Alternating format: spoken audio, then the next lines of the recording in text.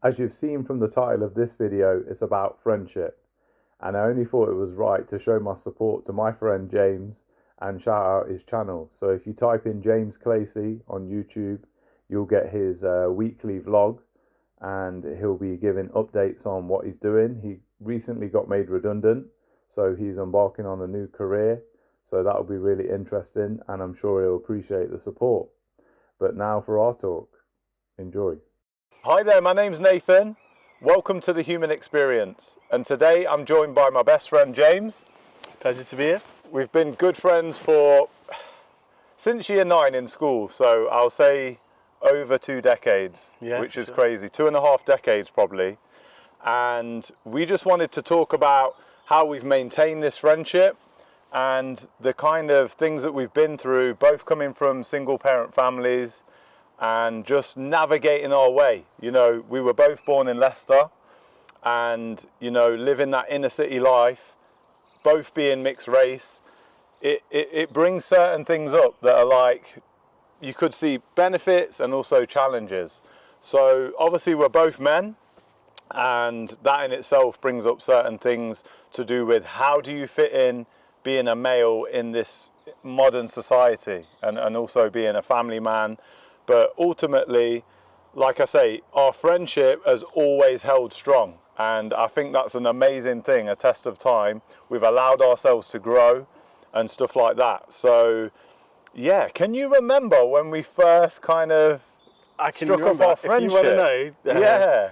The first time I ever saw you, and I think I've told you this before, but it was in a skip. Do you remember that? Yes, yeah, I behind remember. DFS or one of those carpet shops. Well, not the first time. I saw you at school, but Yeah. the first time I ever spoke to you properly, I remember seeing you in the skip, and I went, Nathan Ingram's in a skip. And then I went to see, like, what's he doing? And it was you and Neil, your friend at the time, and then you were making a ramp for like BMX, or you had bikes, and you were making some ramps to do that. And I was just like, wow, yeah, this guy's... I was going to say for the audience there, like, it wasn't because I was homeless. It was literally, we were just messing around, making ramps for either our bikes, or I was into skating at one point as well. And then, I think looking back, we connected. Obviously, we were in the same year group. Yeah, we but did. I think looking back, we had them commonalities of where we're coming from. Like, we both have African heritage, for want of a better phrase, you know, being mixed race, and British heritage. Yeah. And I think the school that we were in, it was predominantly white, obviously, being in that area. But being in that kind of minority, it kind of brought us together. Definitely. I think the biggest thing, though, was the love of basketball. Yeah, I don't know how we even got into it, whether you got me into it. I can't actually remember, but I always remember, no matter what we did, I was a bit different, so I was chasing after girls and stuff. And I always remember you'd just be on it, hardcore, playing basketball. There was like a youth club in a church. Yes, and Robert Hall. Yeah. And I just remember you always playing basketball, and then eventually, I don't know how it happened, but you took me to Leicester Leisure Centre, and then we started playing there with Dave and Dave Greenaway. a few others. Yeah. And it just kicked off, I think, because we loved that so much, and we just got on as well. Yeah. We just ended up hanging out more and more and more until it became a daily thing. Yeah. And I think as well, with us playing the sports then, we got to learn about each other's families. Obviously, you having your brothers and me being at home on my own with my mum. Yeah. It was like, it was a kind of situation where I wanted to feel part of some kind of unit, do you know what I mean? Part of some kind of, I don't know, like I say, friendship. And I think for me, coming into your house, into your home, and seeing the love of music that your family had, that was like a special thing for me, because I'd always kind of consumed music as a more kind of on my own kind of thing, if you know what I mean, like just enjoying it myself. So being around you and your brothers, it was like nice. And obviously, as well as me getting you into basketball, you were getting me into music more, because you had your kind of favourites, but also you were doing music. Yeah, and I remember you coming along, and then You did a few things. I think you were Dilemma, your name at the time. Yeah, MC Dilemma. Yeah, we do gigs. We did some good gigs as well. Yeah. I've got a picture of us doing one of the gigs actually. Yeah, we did, and then we went on to college obviously and did the talent show. Yeah. And a few, I think, where else? There was the Castle Rock and what was next to it? The Charlotte. That was the biggest one, I think. The Charlotte, yeah. Remember that? That was like a big, massive event for us. Yeah. We did about a 30-minute set. Yeah. And went through it. There was about 5 of us as a little crew, and that was so special that day. I remember that. Yeah. That night was good. And I think from that going into like getting to the end of school, it was about, like you said, going out. Yeah. And experiencing like that kind of the world. And to me anyway, looking back, it was so exciting to just be in that club scene. Yeah. Not really knowing what it's about. At a certain time we had like older kind of guys that we were going out with Bowles and Warren and stuff like that. So we were kind of following their lead. They were like our kind of we were mentors in between, I remember. So we went out. And I think I performed at a nappy night. It was called a nappy night, like an under 18s. Under 18s, yeah. It's usually under 16s or something like that. Yeah. And I remember getting there, and we were like 15 or 16 at the time, and the guys on the door were like, "No, mate, you're too old. You can't come in." I was like, "I'm performing," so they let us in, whatever. And then we finished there, and we thought, you know what? If they're thinking we're too old, let's just go. And that was the first time we went out, and we went to, just by luck, we went outside Mars Bar. And we met with that DJ Bowles, and there were a few DJs out, and they just warmed to us, invited us in, taught us about flaming sambucas. Yeah. And that was the first ever night. And I remember, I think we were in Punana, and your mum and my mum were going crazy because we were out too late, way past what we said. And then I think your mum had to come pick us up. Yeah. Which is only down the road, really, because like I say, we truly are inner city kids. Like town centre was like a 10-minute walk for us. Not even that, really. Yeah. So going back to ourselves though, them flaming sambucas, it's like for me, as again, obviously both of us, I would say personally, like you're going through that era of, like you say, there's the whole thing of girls are on your mind. Yeah. So you're like looking to meet someone. Girls on your mind. Yeah. Obviously the whole thing of like drink and drugs, which I think, for us, it wasn't an important thing. We was more about having fun, meeting people, meeting girls, but also, like you said, with the DJs, interacting with them, people of the scene. Yeah. Me, myself, I love chatting. So, like, even the bouncers I got to know and stuff like that. Yeah, he did. And the drink and drugs, it wasn't really a thing for us. We were more about having fun. So we got drunk, for sure, and had some mad nights, but it wasn't the... It wasn't the be-all. And I think that's really good. That's one thing that...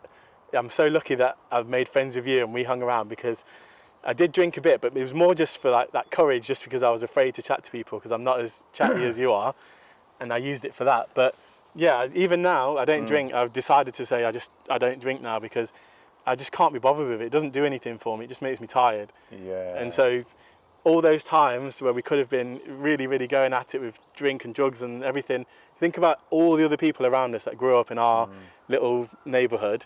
How many of them are drug addicts, dead, or like just not really doing well in life because of those things? Yeah. And we managed to avoid that just because we had each other. So we didn't really need. We had basketball, we had music, and all these other things. Girls that we were just more interested in. Cars.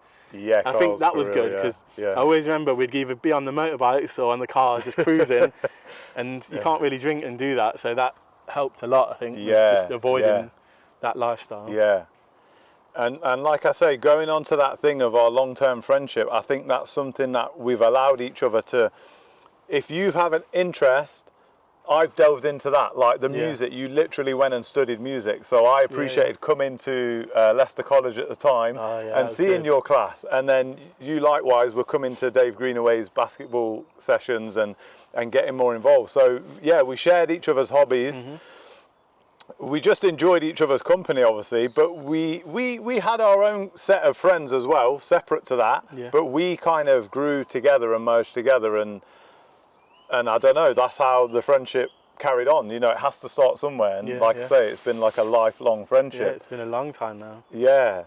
I think an important factor, and this is what I wanted to say to people about, there's a lot nowadays with people that they associate with, or friends that are like, they could say for drama, backstabbing them and doing things behind their back. And it's like, for us, have an authentic friendship where we only had each other's best interests at heart.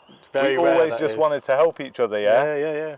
You've had projects where you're doing stuff with the youth clubs, and I've wanted to come and take photos when I was into photography. Yeah. And likewise, you know, you've helped me when I've had certain projects on to say, oh, you're giving me normally technical advice or stuff like that. So yeah, that's been a nice aspect. Yeah, we do. We support each other through these things, and I think that's really, really good, because sometimes you can be, I've had other friends, and you feel like sometimes you're in competition, and it's so much effort, and it becomes too much, and you just, you know, like the keeping up with the Joneses things, and you're trying to just compete. Oh, they get a better house, or they get a better car, and all these different things. Whereas I know I could meet you. You could be driving a banged up old 20-year-old car. I wouldn't even care. It wouldn't even cross my mind. We don't care about that type of stuff. But yet again, if you came in with a brand new car, I'd be happy for you. It's just, we're just happy and for each we've other done to grow that. and do things. The first person I'd ring or text if I got a new car, or when it was into the motorbikes, was yourself, to say, when can we meet up and just see each other's stuff. And it was never about, look what I've got, like you said, and are you going to keep up, or what are you going to get next? And I wouldn't be like, you need to keep up with me, or I need to keep up with you. So that's a nice thing to have in friendship, like your best interests at heart, and allow each other to be. Because we've been in some dark places as well, in terms of we've been there for each other when we've broke up from our relationships.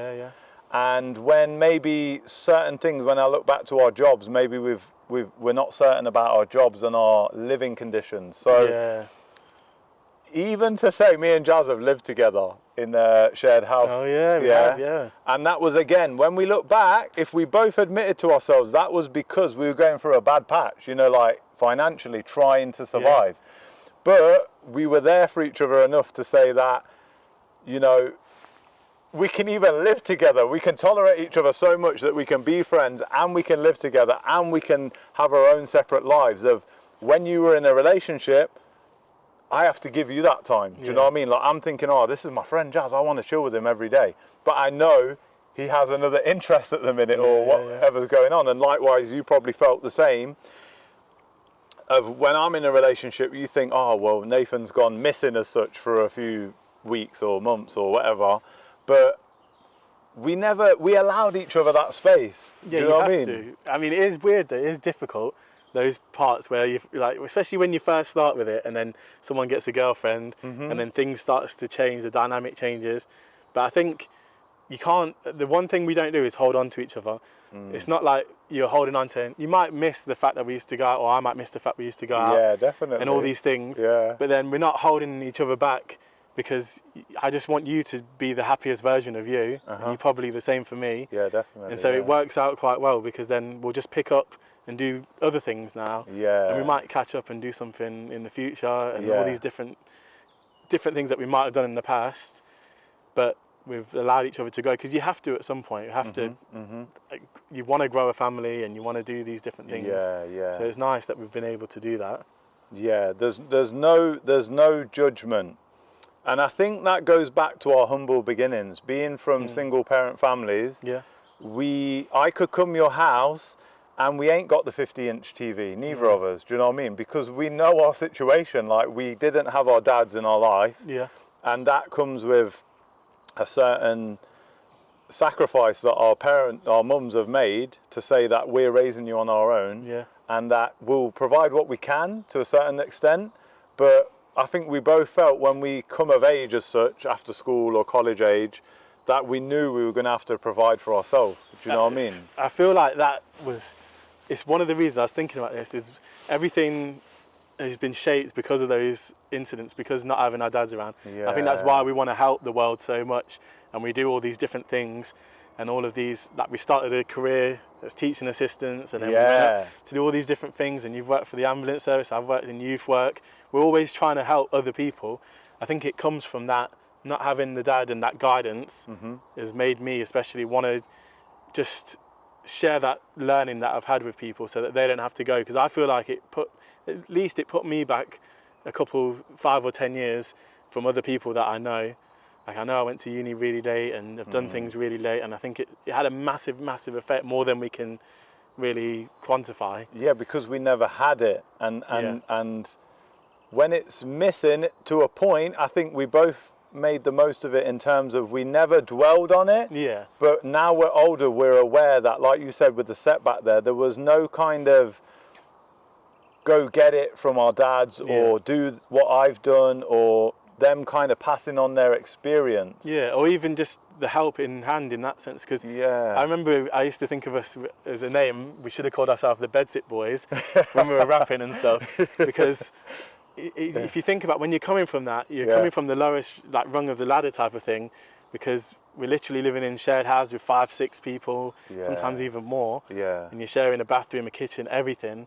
And it has that effect, and then you have to work even harder to just build up and get to that next level, because you're right at the bottom. And then even working, I was thinking a few weeks ago, how did we manage to work for so little when we first got our jobs? Like the pay was so little. It was terrible. Yeah, it was like £690 a month. Yeah. And I just think, how did we even get that going? How did I survive on that? But you find a way, and then you build up from that. Yeah. But it did have a massive effect. Yeah. It takes its toll. Definitely like figuring out the world on your own as such, and not to take away from our mums, just to say that we're males. So going back to that, we have a certain way that we see ourselves, that we must do things for ourselves, if you know what I mean. It's going back to the it's different. They can teach us to be good people and all this stuff, but they can't teach us to be a man. Exactly. I don't think they ever will, and I couldn't teach a girl to be a woman. I could teach her to be a good person, but I won't know about things that specifically happen to women. I won't know how to do this and how she will need to navigate. And the same thing, so with my mum, for instance, or any woman really, there's different ways that they will navigate the world mostly, and it's easier for her. She can go out on her own and just make friends with people, and they'll buy her drinks and they'll take her out and they'll do all this stuff. Whereas it's very different for a man. You have to have that foundation. Otherwise, you're not even going to get anything unless you're some sort of supermodel or you got something special about you. Yeah.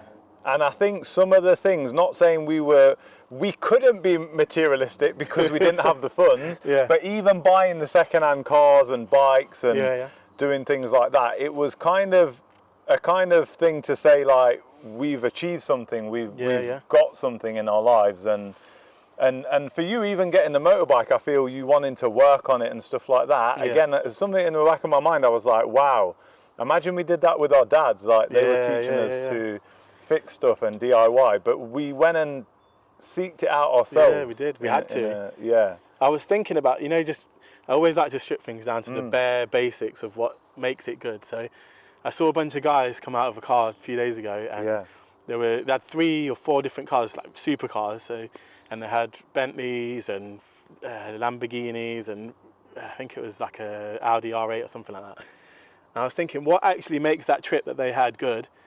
And me and you and just a good few group of friends, we could do that same trip with just some banged out cars or something and have just as much fun as long as everything worked. And I think there's that middle ground where you don't need that supercar. It will be fun. But you don't want a shit car that doesn't work, and then it doesn't work at all, and then you're stuck on the bloody road. So you need that middle ground. But as long as you have the bare essentials, good group of friends, a nice bit of something that works, and a bit of food and drink, I think that's all you need, and then you're sorted. And going back, sorry, because we spoke about the hardships there, but some of the great things we've done together is just share them very spontaneous nights out, or going, to a certain event. Whatever it was, even going for a walk in the local parks and stuff like that, we've just got together, gone out for countless foods and movies and stuff like that, where it's the company really. Because we can all do things by ourselves, but doing something together, whether that's with your partner or with your friend, is so much better. You'll know it, like having kids now, is when you do something with them, you're doing the same stuff that you probably wouldn't have even enjoyed on your own, but they're seeing it for the first time, and you get all these unique experiences, and it makes it good again. It makes it fun just having someone else and sharing that experience with them, and seeing the little ones do the same things we did, and just the joy on their faces. It makes it good again. And the fact that we've both got 2 very young boys, and we're watching them grow, and we're also getting together as a family group and experiencing birthdays and days out and stuff like that. I'm really proud from my side of seeing where you've come. You know, we've both become homeowners, and we've done things that we've never even seen our so-called role model that would be our absent dad do. You know what I mean? We've gone and done it for ourselves. It's crazy, and I think that's what's missing. You know, when you think about the world right now, everything's about, oh, I want to be the biggest multi-millionaire, I want to be a success, and there's so many people looking for these super high goals. But I think you've made it when you've got a house, you've got a partner that you love, and you've got a family that you love, and you've just got enough to get by, have food and have nice things, maybe go on holiday a little bit.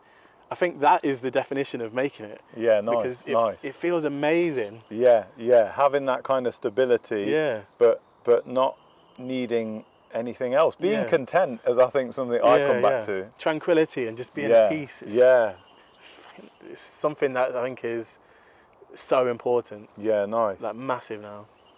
The qualities I think that I find in you that I've always admired is your kind of get up and go.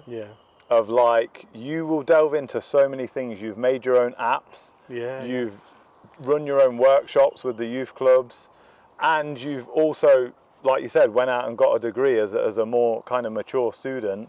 So I was like, it's amazing that this guy, on top of working and surviving, has managed to get so many skills and bring up your first son. So my other son's, he's going to be 18. Wow. We'll literally, I forgot to ask you earlier, but we'll literally be taking him out. Okay. Maybe not to our clubs because that's all gone now. No. But I want to take him out with all of us. Yo, definitely we're going to do it in 2 months' time. It's insane. Wow. How has that happened? How has 18 years gone by like that? Wow. I know, it's crazy, It's crazy, wow. Even us, like, how are we so old now? We're going to be 40 this year. As well to say that time passes in a weird way, because when we were in school, we wanted to probably leave school and become grown-ups. But when you are a grown-up, it sounds so cliche, but you want to be back to a younger time, or, you know, a more free, kind of less responsibility time.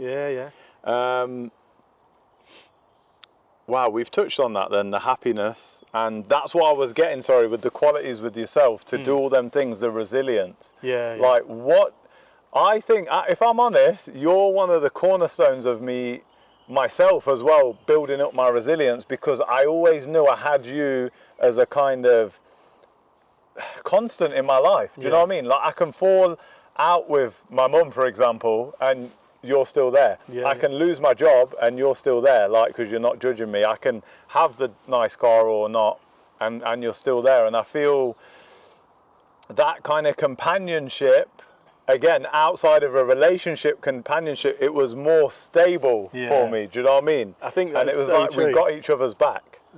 What you just said about the stability, I think with the brotherhood, or like just having your friendships like that, it's very different to having a wife or to having other relationships, because they're different. They're not any better or worse, but they're just different. So I think when you've got that, it's so much more stable. Like, we will be there throughout even if I got divorced, you'd be there. Or if you split up with Angie, you'd still be like here, would be there. And it's something that's different. It's quite constant. It's been constant for 2 decades. It's crazy. No matter what's happened. It's probably the most consistent thing in the last 20 years, our friendship. It's crazy to think about that. To say, even to emphasize that even more, it's like both our dads are not here. And we're still here for each other. That's how deep it got. And we were both there for each other when our dads weren't here for each other, if you know what I mean. Like, we had to become our dads for each other. And exactly. try and navigate through life, figuring it out ourselves. Because there's no blueprint, and there was no one to give us that guidance. So we had to kind of just figure it out. But luckily, we did. We made some mistakes. It's not perfect, but we did do it quite well, really, when you think about it. As 50 would say, we've not ended up dead or in jail. So that's good enough. So we didn't get the music career we wanted, obviously. You know what? Or the basketball career. I'm so glad I didn't, because I would be an absolute prick. Imagine me, like, if I had success, because certain things will just amplify. And I could imagine myself just being arrogant and just absolutely ruined if I had been famous when I was young. So I'm so glad. I'm so thankful for not being that, because even recently, so when did I DJ? Like 10 years ago now, maybe 2015, around then. It doesn't even feel that, but okay. It's mad, isn't it? Wow. And I was thinking to myself, I couldn't live that life. I didn't just quit because I couldn't do it. I didn't want to do it anymore because I just saw that life as horrible, staying up late, listening to loud music, all the drink, drugs, alcohol and sex and all that stuff, all the temptation. I don't want to do that. I want to be at home. It wasn't the environment with the family and just that's my ideal right now. Yeah. And that would be awful for me. Yeah. So I'm so glad that I'm not in that world anymore. Yeah, but just to say as well, like, we've changed, from that. So from the just wanting to go out and meet girls and get a really nice car or just focus on very superficial things to a certain degree, we've evolved through that.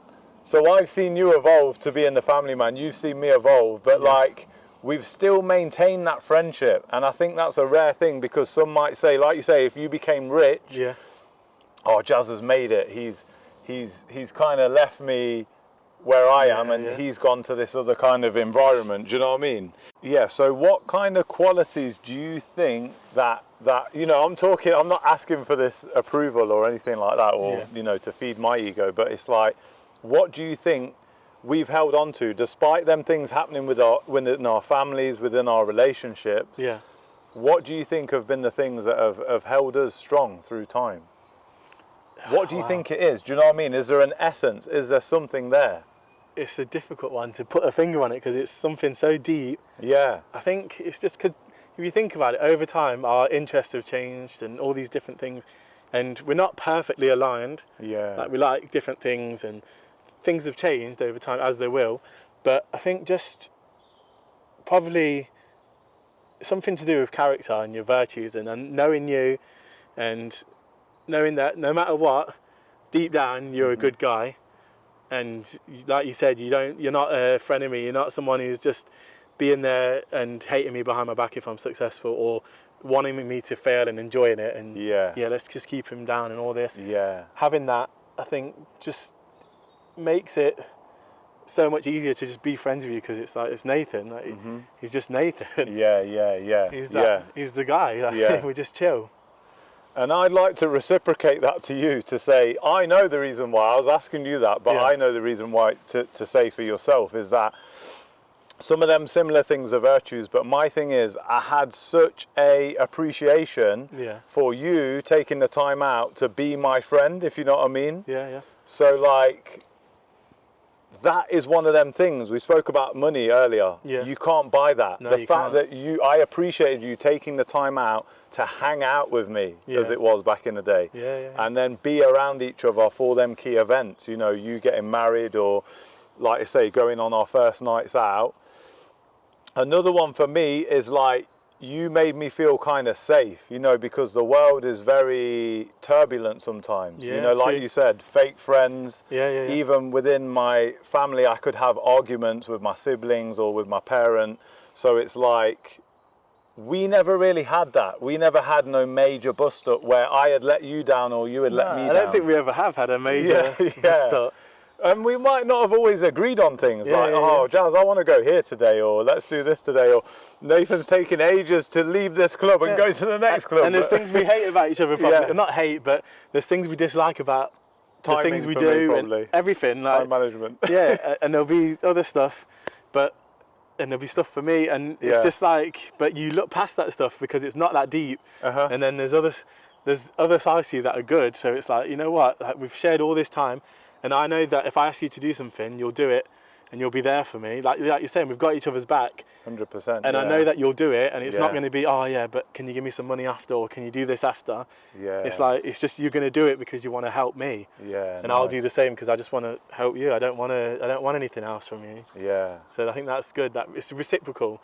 It's not just one-sided either on any of us. I don't think it's ever been. And that is so important, that the exchange is reciprocated, it's fair, and it's not like I burden you with my problems and you burden me with yours all the time. It's like we're allowed to listen to each other and hear each other out, and still be like, okay, what should we do next? Let's go climb Snowdon and film it with Ben coming down it on a bike, or just do something random and fun. Do you know what I mean? I think that's a good point as well, the balance, because sometimes you can be around people, and then I've seen it before with older friends, and it's like you become their kind of load that they just hit every time they got something, some emotional baggage that they just blurt out onto you, and it becomes this one-sided thing, and you don't get any of that positive emotion, any of the fun, nothing. They're kind of draining you of your emotional energy, and it's fine for a bit, but then when it's constant, it's like, why am I even doing this anymore?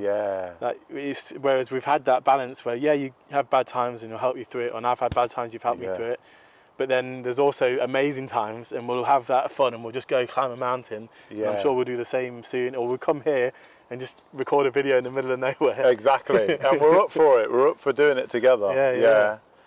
Oh, nice, James. I just wanted to say I appreciate the times we've had together, man, and long may they continue. Yeah, for sure. And for the people out there, like you say, find them qualities in someone, and when you find it in someone, stick with them through the highs, through the lows. You know, support each other, be genuine with someone, because that is like a lifelong relationship, support system that you can rely on, and someone can rely on from you as well. And it just makes life that little bit easier. Yeah, for sure. So thanks for your time, guys, and we'll see you next time on Welcome to the Human Experience. Nice one.